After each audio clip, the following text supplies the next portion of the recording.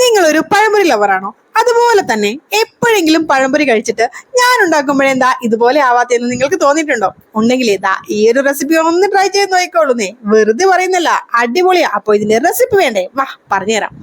Wait. അതെ, ആദ്യം തന്നെ ഞാനൊരു കാര്യം പറഞ്ഞേക്കാം. ഒരു അരമണിക്കൂറെങ്കിലും നമ്മൾ മിനിമം ഈ ഒരു പഴംപൊരി കഴിക്കാൻ വേണ്ടി വെയിറ്റ് ചെയ്യേണ്ടതായിട്ട് വരും. അതെന്തിനാണെന്നല്ലേ, അത് ഞാൻ പിന്നെ പറയാൻ കേട്ടോ. അത് നമ്മുടെ ട്രേഡ് സീക്രട്ട് ആണ്. എങ്കിൽ പിന്നെ നമുക്ക് നമ്മുടെ പണി തുടങ്ങിയാലോ. നമുക്ക് ആദ്യം തന്നെ നമ്മുടെ മാവ് ഒന്ന് സെറ്റ് ആക്കി എടുക്കാം. ഞാനിവിടെ ഒരു മിക്സിയുടെ ജാറിലേക്ക് 2 കപ്പ് മൈദയും 6 കപ്പ് പുളിച്ച മാവ്, നമ്മുടെ ഏത് പുളിച്ച മാവ് വേണമെങ്കിലും എടുക്കാം. ഇഡ്ലി ദോശ മാവോ അതുപോലെ വെള്ളയപ്പത്തിന് മാവോ ഏത് വേണമെങ്കിലും എടുക്കാം. ഒരു 1/2 കപ്പ് അല്ലെങ്കിൽ തൈരായാലും മതി കേട്ടോ. ഇനി അതിലേക്ക് ഒരു നുള്ളു പഞ്ചസാരയും ഒരു നുള്ളു ഉപ്പും ഒരു പിഞ്ച് സോഡാപ്പൊടിയും കൂടി ഇട്ടിട്ട് നമുക്ക് നല്ലപോലെ ഇതൊന്ന് അരച്ച് മാറ്റി വെക്കാം. ഒരു അരമണിക്കൂറെങ്കിലും ഇതൊന്ന് മാറ്റി വെക്കണം കേട്ടോ. അതൊന്ന് പൊങ്ങാൻ വേണ്ടിയിട്ടാണ്. ഇതാണ് നമ്മുടെ ട്രേഡ് സീക്രട്ട്.